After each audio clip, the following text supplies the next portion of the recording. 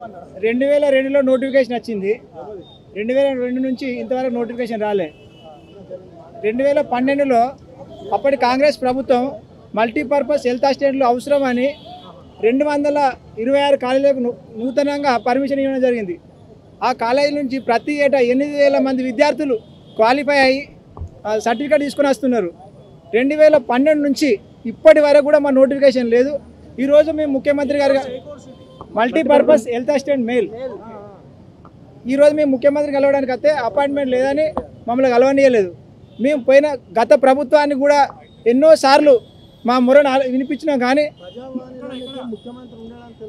ఇక్కడ ఇంటికి పోయినాం. మేము ఈరోజు రేవంత్ రెడ్డి నివాసానికి పోయినాం. రేవంత్ రెడ్డి నివాసానికి పోతే కూడా మమ్మల్ని కలవనీయలేదు, అపాయింట్మెంట్ లేదు అని మమ్మల్ని రానివ్వలేదు. ఈటల రాజేందర్కి ఇచ్చినాం, హెల్త్ మినిస్టర్ లక్ష్మారెడ్డికి ఇచ్చినాం, హరీష్ రావుకి ఇచ్చినాం. చేస్తామన్నారు కానీ చేయలేదు. ఇవరకు కూడా మాకు ఉద్యోగ నోటిఫికేషన్ కావాలి, మాకు ఉద్యోగం భర్తీ చేయాలి, మాకు ఎంపీహెచ్ఏ మెయిల్ నోటిఫికేషన్ రావాలి. ఉదాహరణ కరీంనగర్ జిల్లాలోనే 72 పోస్టులు ఉంటే అందులో 32 మంది ఉద్యోగాలు చేస్తారు. 49 వేకెన్సీ ఉన్నాయి. అట్లా తెలంగాణ రాష్ట్రంలో చూసుకుంటే ఎన్ని వేకెన్సీ ఉంటాయి? మాకు నోటిఫికేషన్ కావాలి. నోటిఫికేషన్ వచ్చేటట్టు ప్రభుత్వం మాకు సహకరించాలని కోరుకుంటున్నాం. రాష్ట్ర వ్యాప్తంగా 30,000 ఉంటాం. 220 కాలేజీలు ఉన్నాయి, అన్నిట్లలో కోర్సులు 2012లో కాంగ్రెస్ ప్రభుత్వం ప్రవేశపెట్టింది. గతంలో ఉండే కానీ ఆ కాలేజీలు బ్యాన్ చేసిర్రు. 2012లో కొత్త జీవోతోని 226 కాలేజీలు 220 కాలేజీలు పెట్టిర్రు. చేస్తా అని చెప్పిర్రు, కానీ ఏమాత్రం మాకు సాయం చేయలేదు. దామోదర్ కలవలేదు. డైరెక్ట్ సీఎంనే కలవాలనుకున్నాం. ఎందుకంటే సీఎంతో అయితేనే అవుతుంది తప్ప మంత్రులతో కాదనే విషయాన్ని గుర్తు చేసుకున్నాం. ఎందుకంటే పైన మంత్రులు వేయలే కాబట్టి డైరెక్ట్ ముఖ్యమంత్రితోనే మా సమస్యను విన్నవించుకోవాలని వచ్చినాం. ఇంతకుముందు కూడా ప్రజావాళ్ళు ఇచ్చినాం, మాకు ఏ రెస్పాన్స్ రాలేదు. మళ్ళీ ఈరోజు కూడా ఇచ్చినాం, చూస్తాం. ఎదురు చెప్పండి మేడం, ఏంటి ఇక్కడ మీ సమస్య? ఇక్కడ ఏం?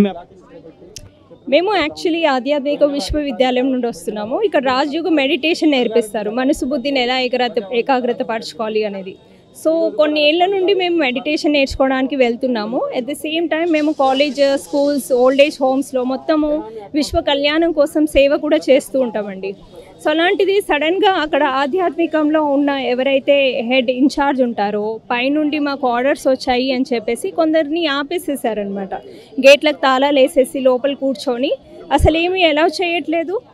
పోనీ వాళ్ళు కూడా మా ముందు వచ్చి రీజన్ ఏంటి అనేది చెప్పట్లేదు. సో లాజికల్ రీజన్ ఏదైతే ఉండాలి, ప్లస్ అట్లీస్ట్ ఎవరు చెప్తున్నారు, కారణం ఏంటి, ప్రూఫ్ ఎవిడెన్స్ ఉండాలి. ఊరికి ఓరలి వద్దు అని చెప్తే మేము ఇన్ని ఏళ్ళ నుండి వెళ్తున్నాము, మాకు ఫెయిత్ ఉంది. మా గురువు ఎవరైతే శివబాబా ఉన్నారో ఆయన చెప్పిన నీతి ప్రకారం మేము వెళ్తూ ఉంటామన్నమాట.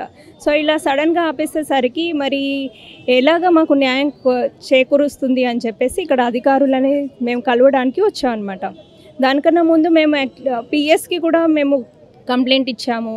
అక్కడ కూడా ఏమీ అవ్వట్లేదు. వాళ్ళు అంటున్నారు ఇది సివిల్ మామ్లా అనేసి అంటున్నారు. మీరు కూర్చొని మాట్లాడండి అంటే వాళ్ళు కూర్చోవడం ఏంటి, మా ముందు రావడానికి అసలు తాళాలు వేసుకొని లోపల కూర్చుంటే ఎవరితో మాట్లాడతాం? మేము ఆన్లైన్లో కూడా గ్రీవెన్స్ ఇచ్చాము, లా అండ్ ఆర్డర్ విరుద్ధంగా వీళ్ళు చేస్తున్నారు అని చెప్పి. అక్కడ కూడా మాకేం రెస్పాన్స్ లేదు. జస్ట్ రిఫరెన్స్ నెంబర్స్ మాత్రమే వస్తున్నాయి, కానీ అసలు ప్రాక్టికల్గా వాళ్ళు ఇంప్లిమెంట్ ఏం చేస్తున్నారు అనేది ఏమీ అర్థం అవ్వట్లేదు. సో మేము కావాల్సింది ఏంటంటే మా ధార్మిక హక్కు ఏదైతే ఉంటుంది, religion right to religion article 25 నుంచి 28 వరకు ఉందో అది మాకు కావాలి. ఎవరికి అధికారం లేదు ఇక్కడ రావద్దు అని చెప్పడానికి. ఎవరైతే అది విశ్వవిద్యాలయం నడిపిస్తుందో ఇదంతా ఏంటంటే మేము ఒక పరివారం లాంటిది అనమాట. ఒక హెడ్ కానీ ఇన్ఛార్జ్ కానీ అంటే ఒక ఎవరు అథారిటేటివ్ పర్సన్ అన్నట్టు ఉండదన్నమాట. మేమందరం ఒక పరివారం లాగా నడుచుకుంటూ ఉంటాం, సోదరులాగా. సో అలాంటిది వీళ్ళు ఇప్పుడు మాకు హెడ్ ఆఫీస్ నుండి పైనుండి ఆర్డర్స్ వచ్చాయంటే పైన ఎవరు కూర్చున్నారు, వాళ్ళ పేరేంటి, వాళ్ళ చిరునామా ఏంటి, వాళ్ళని ఇప్పటిదాకా నామము రూపము ఏమి తెలియదు. వాళ్ళు చెప్తున్నారు రావద్దు అంటే ఎలా కుదురుతుంది చెప్పండి? అట్లీస్ట్ మేము ఇన్ని ఇయర్స్ నుండి వస్తున్నప్పుడు మరి మా ప్రాబ్లం ఏంటి అని వాళ్ళు తెలుసుకోవాలి. మళ్ళీ మేము ఇన్ని ఏళ్ళ నుండి వచ్చింది ఒకటేసారి ఆపేస్తే మరి మాకే ఇలాగ అన్యాయం చేకూరుస్తుంటే మరి ప్రజలకి అంటే అక్కడ వచ్చిన వేరే వాళ్ళకి ఎలాగ వీళ్ళు సేవ చేస్తూ ఉంటారు? పేరైతే ఆధ్యాత్మిక విశ్వవిద్యాలయం అని పెట్టుకున్నప్పుడు మరి ప్రాక్టికల్గా కూడా మనం చేసి చూపెట్టాలి కదా. ఆత్మలోని విషయాలు తెలుసుకుంటాం ఇక్కడ. సో మన దాంట్లో ఎలాంటి కల్మషాలు, ఈర్ష్యాద్వేషాలు, అహంకారాలు లేకుండా ఉండడానికి మనం నేర్చుకుంటున్నాము. సో అలాంటిది మా మెంబర్స్కే వీళ్ళు ఇలా ట్రీట్ చేస్తే మరి విశ్వవిద్యాలయము అన్న పేరు ఎలా వస్తుంది చెప్పండి. సో దీనికోసమే మేము మాకు ఎట్లయితే సెక్షన్ 339 రాంగ్ఫుల్ రెస్ట్రెయింట్ అనేది ఉంటుంది కదా, అంటే అబ్స్ట్రాక్ట్ చేస్తున్నారు. మా రిలీజన్ పాత్ ఏదైతే ఉందో వాళ్ళు మమ్మల్ని స్టాప్ చేస్తున్నారు. So nobody has right to do that. మా అధికారం కోసం మేము ఇలాగే పోరాడుతూ ఉంటాము. మేము ఎలాగైతే యథావిధిగా ఇదివరకు కూడా క్లాసెస్ అటెండ్ చేసేవాళ్ళము అలా కూడా ఇప్పుడు కూడా మేము అలాగే అటెండ్ చేయాలి. సో ఇదే మాకు కావాల్సింది న్యాయం. మనం ఆపేసి లాస్ట్ 2 years నుండి ఏదో ఒకటి టాంటింగ్ వేలు వాళ్ళు చెప్పడము అది ఇది నడుస్తూ ఉంది. కానీ ఇంకా మేము సరే నో ప్రాబ్లం, మాదేది పని, మేము రావాలి, మెడిటేషన్ చేసుకోవాలి, వెళ్ళిపోవాలి అనేసి ఆ ఉద్దేశంతో వస్తున్నాం, చేసుకొని వెళ్ళిపోతున్నాం. ఇప్పుడు లాస్ట్ February 15, 2024 నుంచి వాళ్ళు తాళాలు వేసేసి ఇంకా ఆపేసేసారనమాట. సో ఇదైతే మరీ రాంగ్ఫుల్ ట్రీట్మెంట్ అనమాట. అసలు ఏ మానవ జాతికి కూడా ఎవ్వరూ కూడా, అంటే అజ్ఞానంలో ఉన్న వాళ్ళు కూడా అలా చెయ్యరు.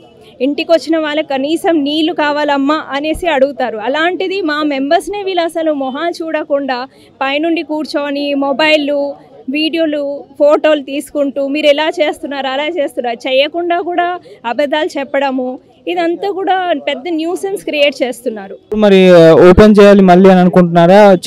మరి అప్లికేషన్ అయితే పెట్టుకున్నారు కదా, మరి లోపల అంటే ఇది ఆల్రెడీ ఓపెనే ఉందండి, కానీ ఏంటంటే కొందరిని ఆపేశారనమాట, లోపల రానివ్వకుండా చేస్తున్నారు. సో ఎలాగైతే మేము ఇదివరకు కూడా వెళ్ళి మెడిటేషన్ చేసుకుంటామో అలాగే ఇప్పుడు కూడా మేము వెళ్ళి మెడిటేషన్ అక్కడే చేసుకోవాలి. ఇప్పుడు ఈ కలియుగం ఎండింగ్ స్టేజెస్లో ఉంది, సత్యుగం రానుంది కాబట్టి భగవంతుడు స్వయంగా సృష్టి పైకి వచ్చేసారు. సో మేము శివుడిని నమ్ముతూ ఉంటామన్నమాట. ఆ శివుడు చెప్పిన మాటల మీద మేము నడుచుకుంటూ ఉంటాం. ఒక వసుదైవ కుటుంబకాన్ని ఏర్పరచడానికి మేము భగవంతుడికి సహయోగం ఇస్తున్నాము. సో అలాగా మేము ఇక్కడే రావాలి, ఇక్కడే మెడిటేషన్ చేసుకోవాలి అన్న మా సద్భావన. చెప్పండి దాదా. మేము Dharmasagar village and mandal, Hanamkonda district. నేను అక్కడ సామాజిక కార్యకర్తగా పనిచేస్తాను. సర్పంచ్ మా అన్నయ్యనే. అక్కడ మా చుట్టూ గ్రామ పంచాయతీ 4 శివార్లలో ఒక 4300 ఎకరాల ఫారెస్ట్ భూమి ఉంది. ఇనుపరాతి గట్లు అంటారు. అవి గత ప్రభుత్వంలో బాగా అన్యాక్రాంతమైంది. దాని మీద పోరాటం చేసి దాన్ని మళ్ళీ ఇచ్చేసాము. కానీ దాన్ని ప్రభుత్వం వెంటనే దాని మీద స్పందించి చుట్టూ బౌండరీ వేసి దాన్ని ఒక పర్యాటక కేంద్రంగా తీర్చిదిద్దాలని మేము అందరం సర్పంచులు ఇట్లా అందరం కలిసి మేము ఒక మెమోరాండం రాసి ఇప్పుడు వచ్చి ప్రజావాణిలో ఇవ్వడం జరిగింది. అయితే ముఖ్యమంత్రి దృష్టికి కనుక తీసుకుపోయి దాన్ని పర్యాటక కేంద్రంగా చేసి భవిష్యత్ తరాలకు అది ఉపయోగపడంగా ఉండే విధంగా దాన్ని తీర్చిదిద్దాలి. లేకపోతే మళ్ళీ ఈ రకంగా అధికారులు కనుక లేకుంటే ప్రజాప్రతినిధులు మళ్ళీ అధికార దహంతో దాన్ని ఆక్రమిస్తారనే మా యొక్క ఆందోళన ఉంది ప్రజలది. దాన్ని వెంటనే చర్య తీసుకొని ముఖ్యమంత్రి గారు దాన్ని ఒక చుట్టూ బౌండరీ వేయించి సంబంధిత అధికారులతోటి దాన్ని భవిష్యత్ తరాలకు అందే విధంగా చూడాలని కోరుకుంటున్నాం. అందుకే ప్రజాప్రతినిధి ఇప్పుడంతా ఫారెస్టే ఉన్నది. ఫారెస్టే అంటే గత ప్రభుత్వంలో కబ్జా చేస్తేనే దాని మీద పిటిషన్లు ఇచ్చి మేము పోరాటం చేసినాము. ఆ ధరలో ఎక్కిన దాన్ని కూడా మళ్ళీ బంద్ పెట్టి క్యాన్సల్ రివర్స్ తీసుకున్నారు. అది పెండింగ్లో ఉంది. కానీ ఇంకా అట్లే కాకుండా దాన్ని ఏదైతే పెండింగ్లో ఉండి తీసుకున్నది ఉన్నదో దాన్ని కలుపుకొని బౌండరీ చేసేస్తేనే అది రక్షించబడుతుంది. కాబట్టి దాన్ని వెంటనే దాని మీద చర్యలు తీసుకునే విధంగా ముఖ్యమంత్రి వారు స్పందించి దాన్ని వెంటనే దానిపైన ఒక కమిటీని వేసి అది ఒక పర్యాటక కేంద్రంగా తీర్చిదిద్దడానికి ప్రయత్నం చేయాలని కోరుకుంటున్నాం. అధికారులకు ఏమన్నా విన్నపం? అందరికి ఇచ్చాం సార్. మా ముఖ్య కార్యదర్శికి ఇచ్చాము, సంక్షేమ శాఖ మంత్రికి, మా జిల్లా మంత్రికి ఇచ్చాము. అందరికి మనిషికి కాపీ ఇచ్చాము. అందరికి మా సర్పంచ్ సంతకాలు చేసి తీర్మానం చేసి కూడా ఇచ్చాము.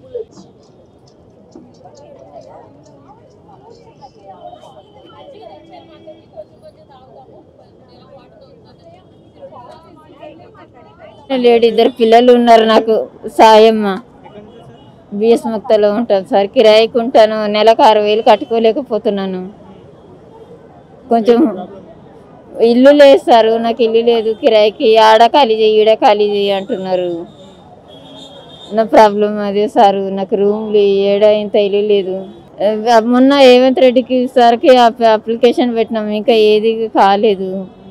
2 పిల్లల్ని చదివించుకోలేకపోతున్నా. హాస్టల్లోనైనా వేద్దామంటే సాయం ఎవరు చేస్తలేరు. ఇండ్లలో పని చేస్తున్నా. ఒక 4-5 వేలు వస్తాయి నా కిరాయికి, ఆ పిల్లల కడుపుకి అయిపోతున్నాయి, చదివించుకోవడానికి అయిపోతున్నాయి. ఏం లేదు, కొంచెం పిల్లలకి ఇల్లు లేదు సార్. పిల్లలకి ఇల్లుకు హాస్టల్లో వేస్తా, నాకు చేత కాదు, ఒక్కదాన్ని చదివించుకోలేను. చెప్పండి మేడం, ఎక్కడి నుంచి వచ్చారు? ఈ ఎర్రగడ్డ నుంచి వచ్చాను. నా ఇంటి పక్కన నాది కబ్జా చేసుకుని కన్స్ట్రక్షన్ చేస్తున్నారు. మీ కోర్టులో కూడా కేసు, అది అన్సెస్ ప్రాపర్టీ అనమాట. మీ కోర్టులో వేసిన స్టే ఆర్డర్కి వేసిన కూడా స్టే ఆర్డర్ రాకోకుండా కూడా కన్స్ట్రక్షన్ చేస్తున్నాడు. నేను జిహెచ్ఎంసీలో కంప్లైంట్ ఇచ్చాను, వాళ్ళు రెస్పాన్స్ అవ్వలేరు. మేము ఇక్కడ ప్రజావానికి వచ్చాము, మా సమస్య చెప్పాము రేవంత్ రెడ్డి అన్న గారికి.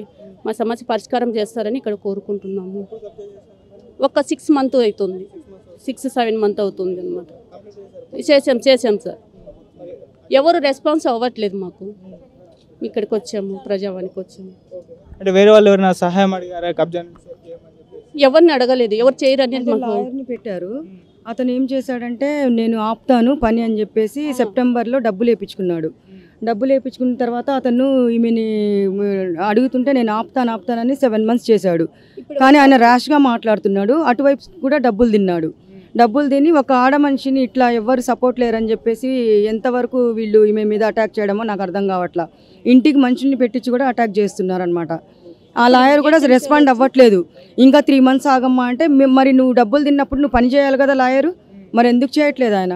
అందుకు ఇక్కడ రావడం జరిగింది. నన్ను కలిసింది, చిన్నారెడ్డి సార్ని కూడా మాట్లాడాము.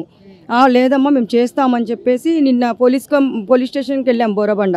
అక్కడికి వెళ్తే ఆయన పేరు ఏం పేరు, ఎస్ఐ పేరు మనోజ్ కుమార్, ఆయన చాలా ర్యాష్గా మాట్లాడారు. తర్వాత కంప్లైంట్ పెట్టండి మిస్సింగ్ కేసు అని పెట్టాము. పెట్టిన తర్వాత వాళ్ళు కూడా ఏం రెస్పాండ్ అవుతారో తెలియదు. ఆమె 7 months నుంచి ఒక ఆడపిల్ల బాగా తిరుగుతుంది. ఇప్పుడు లాయర్ డబ్బులు అడిగినా మాకు ఫైల్ ఇచ్చేయండి, మా డబ్బులు నా ఫీజు ఇచ్చేయండి, నేను చేసుకుంటాను, నేను ఆపుకుంటాను, 1 hourలో నేను ఆపుకుంటానని పాపం ఆమె రిక్వెస్ట్ చేసుకుంది మా దగ్గరకు వచ్చి. అందుకని ఇప్పుడు మీడియా ముందు మాట్లాడటం జరుగుతుంది అనమాట. ఆమెకైతే ప్రాణగండం చాలా ఉంది. అందుకు మేము 3 days నుంచి ఈమె దగ్గరే ఉంటున్నా. నాకేమన్నా హెల్ప్ చేయక్క అని చెప్పేసి మన క్రాంతి కుమార్ సార్ కూడా మాకు హెల్ప్ చేస్తానమ్మా ఆయన ధైర్యం ఇచ్చారు. నువ్వు మా దగ్గరకు వచ్చి మా ముందుకు వచ్చి మాట్లాడు, మేమున్నాం మీ వెనకాల, అది ఏం చేస్తాం మేము చూసుకుంటాము అని చెప్పారు వాళ్ళు. అప్లికేషన్ కూడా ఇంతకుముందు ఇచ్చాము, 1 week అవుతుంది. ఇచ్చినప్పుడు పాపము లాయర్కి ఫోన్ చేస్తే అతను ఏం చేస్తున్నాడంటే ఈమెనే బెదిరిస్తున్నాడు. నువ్వేం చేసుకుంటావు, చేసుకో, ఆపుకో, నీకు అక్కడికంతా పోతున్నావు కదా, అందరినీ కలుస్తున్నావు, ఆపుకోమంటున్నారు. సరే మేము ఆపుకుంటాము, మనం ఫీజు మాకు ఇచ్చేయండి అని ఆమె అడుగుతుంటే డబ్బులు కూడా ఇవ్వని అంటున్నాడు ఆయన. మీరు ఏం డిమాండ్ చేస్తారు? అది అక్కడ ఎవరిది ల్యాండ్, ఎవరిది, అక్కడ ఎంత పర్మిషన్ ఇచ్చారు, అక్కడ ఎంత రూల్స్ ప్రకారం కడుతున్నారు, అది మాకు న్యాయం కావాలని కోరుకుంటున్నాం.